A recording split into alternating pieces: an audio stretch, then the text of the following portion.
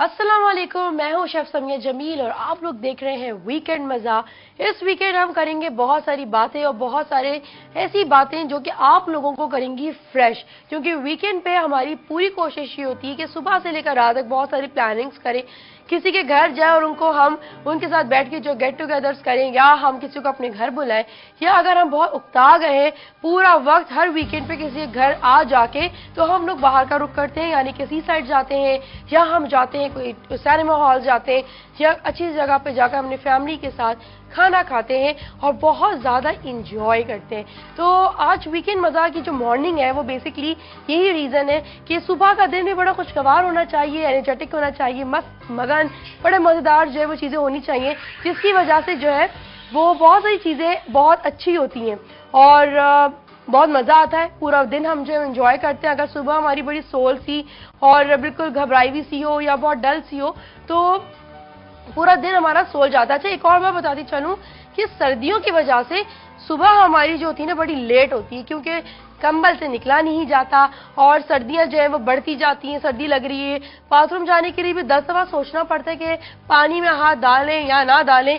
ये सब चीजें जो है वो चलती रहती हैं, लेकिन फिर भी हम जो वो उठते हैं और सुबह जो सर्दी की सुबह होती है वो बहुत खूबसूरत और फ्रेश होती है, क्योंकि आपकी स्किन, आपकी जो ब्रीथिंग प्रोसीजर है, सांस लेने का जो पूरा प्रोसीजर है वो, और ख़ास तौर पे जैसे कि मैं सब बीमार हूँ क्योंकि मुझे नज़ला, खांसी, बुखार सब हुआ है, तो सर्दी की जब हवा, जब आप उठ के बैठें तो बहुत गहरी सी सांस लें, जिससे आपके नोज़ का पूरा पार्ट, आपके थ्रोट का और आपके शोल्डर्स, आपके लंग्स जो है वो अच्छे हेल्दी रहते हैं, जिसकी वजह से आपकी बॉडी में जितनी थकन है वो नहीं रहती।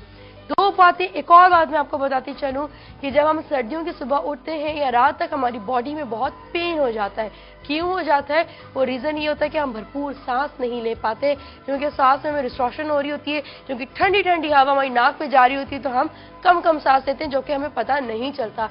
तो बहुत सारी सांसें लें, भरपूर सांस लें, ताकि आप लोग फ्रेश रहें, क्योंकि ये हवा आपको पूरे साल जो है वो ताज़ा दम रखेगी। साथ ही साथ आज हमारे साथ बहुत अच्छे से दो गेस्ट हैं जिनको हम बुलाएंगे, और आज यहाँ पे वीकेंड मज़ा में बहुत मज़ा आएगा, क्योंकि रौनकें लग जाएंगी और हम उनकी म्यूज़िक से बहुत ज़्यादा इंजॉय करेंगे। अच्छा, बात करते हैं आज की रेसिपी की तरफ, तो मैंने सोचा कि क्यों ना आज जो कॉन्सेप्ट जो चल रहा है कि आज जो हमारे गेस्ट हैं तो उनके पैटर्न को देखते हुए मैंने थोड़ा सा वेस्टर्न टच जो है वो खाने में दिया है, और वो ये दिया है कि आज हम बना रहे हैं American stuff chicken with garlic butter, और उसके साथ हम बना रहे हैं blueberry muffins. Blueberry muffins seasonal है, आप कोई भी फूड इस्तेमाल कर सकते हैं। सिर्फ एक प्रोसीजर है जो मुझे आपको दिखाना होगा, आप लोग देखेंगे, उसका मेथड सीखेंगे कि एग्जैक्टली बीटिंग किस तरह होती है, और फिर हम मजीद जो है वो आगे जो है वो आप उसमें कोई भी इन्वेंशन कर सकती है। बार बार अपने सारे स्टूडेंट्स को भी बोलती हूँ, जो मेरे फैंस हैं उनको भी, जिनको कॉल्स आती हैं उनको भी कहती हूँ कि सीखें, फिर इनोवेशंस खुद करें, क्योंकि जब आप मेथड बेसिक सीख लेते हैं उसके बाद उसमें तब्दीली लाना जो है ना कोई इतना मुश्किल नहीं होता, बल्कि और मज़ेदार और बहुत अच्छी चीज़ें बनती हैं। तो सबसे पहले हम पहली रेसिपी स्टार्ट करते हैं ब्लूबेरी मफिन्स की। अवन जो है वो ऑलरेडी प्री हीटेड है, हमने इसको 180 भी मैंने रख दिया था शो स्टार्ट करने से पहले ही, तो अवन अच्छा खासा जो है वो गर्म है, तो आपको कोई वो परेशानी नहीं होगी। लेकिन जब आप अपने घर में बनाएंगे तो जब आप अपना बीटिंग प्रोसीजर स्टार्ट करेंगे, यानी कि सामान कैबिनेट से निकालेंगे, मेजरिंग करेंगे, सब जगह रखेंगे, और जब बीट करने से पहले आपने अपना अवन ऑन करना होगा, ताकि वो जो 10, 15, 20 मिनट जो हमारी बीटिंग में होंगे वो जो है वो प्रॉपर तौर पे जो है वो अवन हल्का सा गर्म हो जाएगा। देन 20 मिनट्स में मफिन तैयार हो जाएंगे। सबसे पहले आपने क्या करना है, एक बॉल लेना है। अच्छा, ये बॉल मैंने लाकर रख तो लिया, लेकिन मैं पहले इंग्रेडिएंट्स बता दूं आप लोगों को मफिन्स के लिए। क्या है मफिन्स के लिए? मेरे पास यहाँ पे तकरीबन 1 कप जो है वो ब्लूबेरी जो है वो सॉस की मौजूद है। ये टिन के अंदर मिलती है, आप टिन के अंदर उसको आराम से जो है वो, ये मैं आपको दिखा दूँ, ये रही। अच्छा, ये ब्लूबेरी टिन के अंदर मिलती है, आप इसको प्रॉपर, आप सिरप भी होता है इसके अंदर, इसके चंक्स भी होते हैं, आप उसको बहुत हैप्पीली ले सकते हैं। साथ साथ आप स्ट्रॉबेरी भी ले सकते हैं, सीजनल में कीवी भी ले सकते हैं, चेरीज ले सकते हैं, बनाना ले सकते हैं, पाइनएप्पल ले सकते हैं। ये वो फ्रूट्स हैं जिनका आप मफिन्स बना सकते हैं। ठीक है, मफिन की रेसिपी एग्जैक्टली यही होती है, बस इसमें फ्लेवर देने के लिए मैंने ब्लूबेरी यूज किया है। ठीक है, साथ यहाँ पे तकरीबन ये बात 150 ग्राम मैदा है। 150 ग्राम प्लीज कॉपी पेंसिल लेकर बैठ जाइए। आप लोगों को हमेशा की प्रॉब्लम होती है कि मेरे मफिन्स क्रैक क्यों पड़े, फट क्यों गए, स्टेबल नहीं रहे, कच्चे रह गए। तो ये रेसिपी बिल्कुल ऑथेंटिक है। 5 स्टार होटल्स में, बेकरीज में, रेस्टोरेंट्स के अंदर मफिन्स की या केक की जो भी रेसिपी जो मैं यहाँ सिखाती हूँ एग्जैक्टली मैं बिल्कुल सही ऑथेंटिक रेसिपी दे रही हूँ आप लोगों को, ताकि आप लोगों को घर में परेशानी ना हो। क्योंकि मैं ये सब चीज़ें फेस करती हूँ, क्योंकि जो मेरे स्टूडेंट्स हैं जो मुझसे बेकिंग सीखते हैं तो उन्हें ये बहुत प्रॉब्लम होती है। तो जब वो ये सब चीज़ें बना रहे होते हैं इसी एग्जैक्टली मेजरमेंट से और रेशो से, तो उन्हें कोई प्रॉब्लम नहीं होती। ठीक है, ये 150 ग्राम मैदा है, बिल्कुल नॉर्मल है, आप बाजार से लें। और अच्छा ये है कि आप उसको जब आप बोलते हैं या मैदे की पूरी थैली ले लेते हैं तो एक कप बना लें जो प्लास्टिक का कप हो, और उसके अंदर परमानेंट मार्कर से एक बार आप केक की जितना रेशियो बाजार से एग्जैक्टली अमाउंट पे आप ले लें। ठीक है, 150 ग्राम मैदा, 150 ग्राम चीनी, ठीक है, और 150 ग्राम बटर, ये आपका हो गया मेजर। अब आपने क्या करना है, इसको एक कप में निकालें, उसमें मार्क लगा लें कि ये 150 ग्राम जो है मैदा इतने कप पर आता है। बाद में आप कितने भी पैकेट से मैदा खुला लें या 1 किलो लें, 2 किलो लें, जितना आपके ग्लास में वो आएगा मार्क पे आएगा, आपका रेशियो बिल्कुल ऑथेंटिक हो जाएगा कि 150 ग्राम जो है वो कप में आ गया है। जरा तो ज्यादा होगा स्पून से निकाल लें।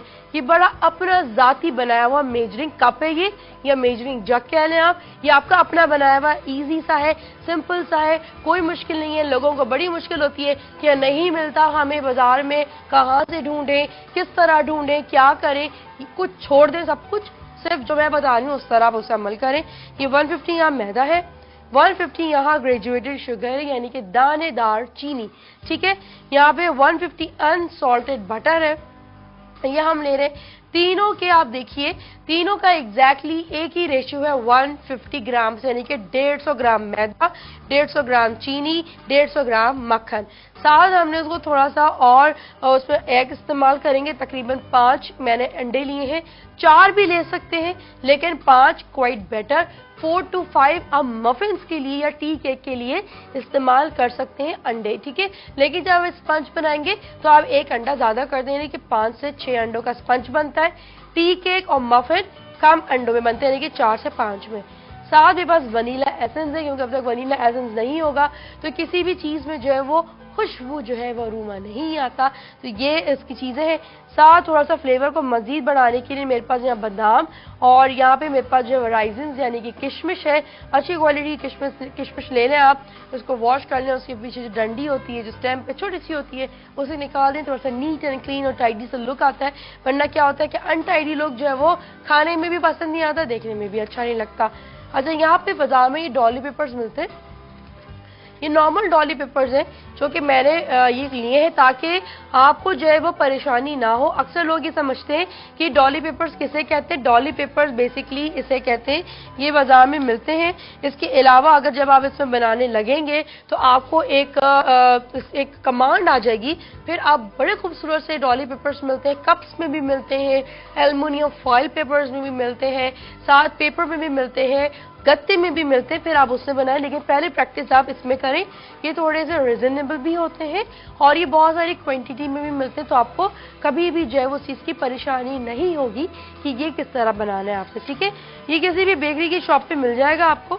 साथ यहाँ पे डॉली पेपर मैट्स हैं, यानी कि डॉली मैट्स हैं, ये मैंने रखे हैं, ये आप देख सकते हैं कि बाजार में अवेलेबल होते हैं। आप इसको जो है वो जो लोग सर्व कर रहे होते हैं तो आप इस पे रखकर जो है वो सर्व कर सकते हैं इस तरह, ताकि ये खूबसूरत सा जो है वो एक पैकेज लगता है कि आप किसी को भी सर्व कर रहे हैं तो एटलीस्ट उसे ये फील हो कि आप उसे प्रॉपर एक मील दे रहे हैं। बड़े डिटेल में मैंने जो है वो आपको ये रेसिपी समझाई है, बताई है, ताकि आप लोगों को ये समझ पे आ जाए कि आपको किस तरह अपने घर में मफिन्स बनाने, क्योंकि लोग बेकिंग के बारे में बड़े क्रेजी हैं।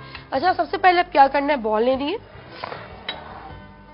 इसमें आपने सबसे पहले जिस स्पंज के अंदर, जिस रेसिपी के अंदर जो है वो चीनी और मक्खन हो, यानी कि चीनी और बटर हो, तो आप उसमें सबसे पहले उसे बीट करेंगे, ठीक है। ये मैं ऐसे बीट कर रही हूँ, ये स्पून ले लूं, मैं थोड़े इसके स्लाइसेस कर लूं क्योंकि ये ठंडा बहुत हो रहा है तो ये हमें बीट करने में थोड़ा सा प्रॉब्लम करेगा, ठीक। ये मक्खन है, अनसॉल्टेड है, आप इसके नॉर्मल इस तरह पीसेस कर लें, छोटे छोटे कर लें। ये ज़्यादा इजी होते हैं ताकि आप इसे काटने में या बनाने में हो।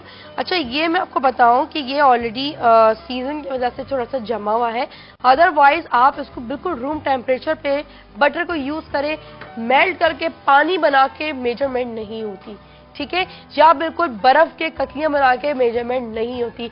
बिल्कुल रूम टेम्परेचर पे जब मक्खन हो या घी हो तो वो एग्जैक्टली मेजरमेंट देता है जो आपको बेकिंग में चाहिए होती है। तभी कुछ बाजों का लोग कहते हैं कि हमारे मफिन या केक बने तो वो अंदर से बड़े घी वाले या बटर वाले या तेल वाले हो रहे थे। क्यों हो रहे थे? क्योंकि अगर आप मक्खन को जमी हुई प्रोस्टर के अंदर आप उसकी बेकिंग करेंगे तो क्या होगा कि मक्खन की क्वांटिटी ज्यादा इस्तेमाल होती है, और अगर आप बिल्कुल पिघाल के बिल्कुल पानी के साथ तेल या बिल्कुल लिक्विड करके अगर आप इस्तेमाल करेंगे तो आपके मफिन या स्पंज बहुत ड्राई बनेगा। तो ये फर्क आता है, तो इसलिए आप लोग बिल्कुल नॉर्मल जो टेम्परेचर हो उस पर जो है वो इसका इस्तेमाल करें, ठीक है। ये मैंने बिल्कुल बटर को क्यूब्स के फॉर्म में जो है वो कट कर लिया ताकि मुझे जो है वो प्रॉब्लम ना हो बीट करने में एटलीस्ट, ठीक है। ये 150 ग्राम अनसॉल्टेड बटर है, बगैर नमक का मक्खन है, ये आप इसमें इस्तेमाल कर सकते हैं। ये मैंने इसमें ऐड किया। अब आपने क्या करना है, बीटर ऑन करना है और ये बिल्कुल स्लोली आप इसे करेंगे। अच्छा, एक और चीज, ये यहां से मैं एक प्लेट ले लेती हूँ।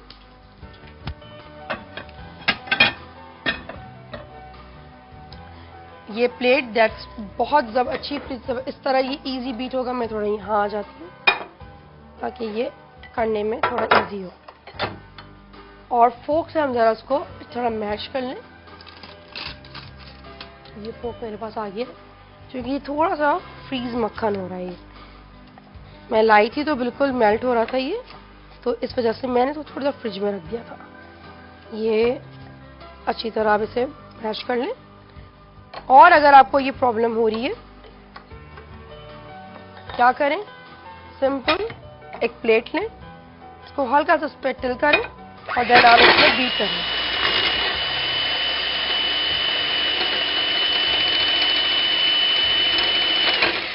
ये बीटिंग प्रोसीजर इसका बहुत इजी है। ये इन दैट केस है जब आपका जो बटर है या घी ये थोड़ा सॉलिड फॉर्म में, तो वो स्पार्क करेगा, एकदम से फ्रीजी होगा, उछलेगा, कूदेगा, तो आपको डिस्टर्बेंस होगी। लेकिन मेल्टेड होगा, इसको आप फोक से अच्छी तरह मैश कर लें, या आप इसको इस तरह करके या कोई भी जार लेकर या कोई भी बॉल लेकर आप उसको कवर कर लेंगे, तो दैट्स मच बेटर कि आपकी जो भी चीज़ है वो प्रॉपर बीट होगी। इसी के साथ ही जब तक मैं इसे बीट कर रही हूँ, हमें एक छोटी सी ब्रेक से वापस आएंगे, गेस्ट भी हमारे साथ होंगे और हम उसको प्रॉपर जो इसकी बेकिंग भी करेंगे। मिलते हैं छोटे से ब्रेक के बाद।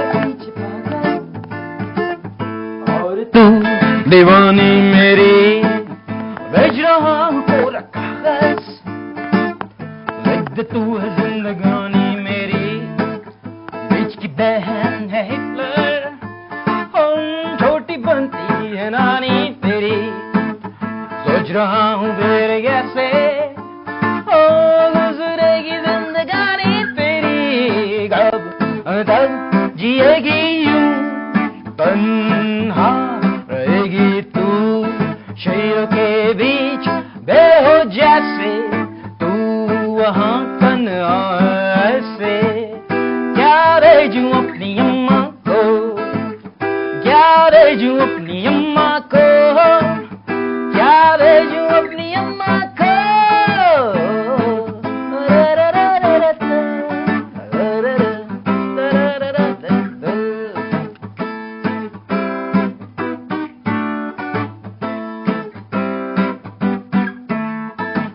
चट्टानों से छलांग लगा के ही बनते हैं परवाना, मान मेरी बात, इन राहों में तो है पत्थर, मुझको यूं जो तू छुपाएगी, ये टोपी तेरे ज़रबे आएगी, मेरी उंगली पकड़ के यूं दब दब चलेगी तू, जिएगी यूं तन्हा रहेगी तू, शेरों के भी वे हो जैसे तू वहाँ तन्हा ऐसे। क्या भेजूं अपनी अम्मा को, क्या भेजूं अपनी अम्मा को, क्या भेजूं अपनी अम्मा को।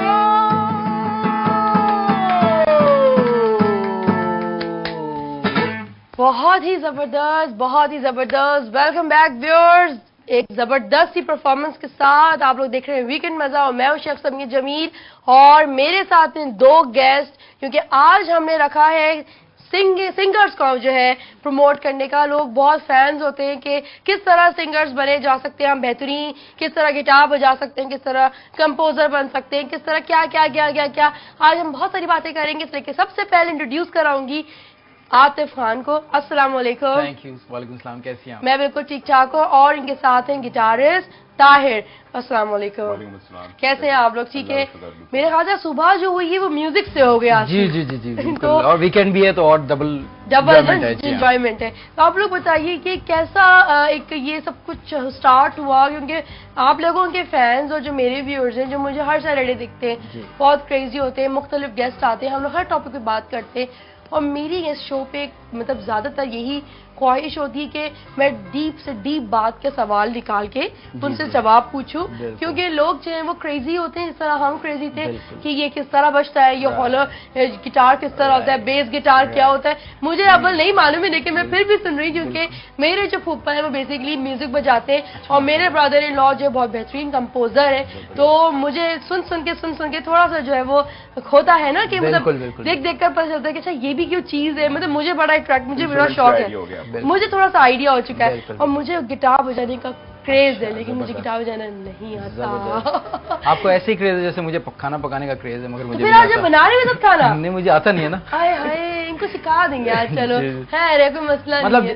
सेम फील्ड है, ये भी परफॉर्मिंग आर्ट्स है, आपका भी परफॉर्मिंग आर्ट है। या एग्जैक्टली, ठीक है ना। तो जिस तरीके से हमें नहीं पता होता कि ये इसमें कितना मक्खन डलेगा, कितना चीनी, कितनी और दूसरी अंडे वगैरह, इसी तरीके से आपको भी बाहर से डिफरेंट लगता है, एक्सपीरियंस है।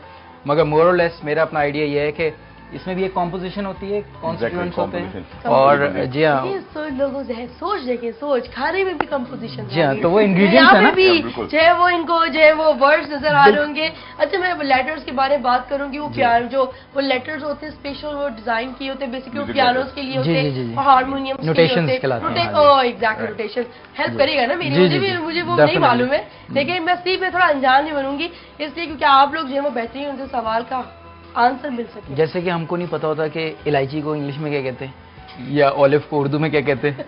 क्या कहते हैं यार?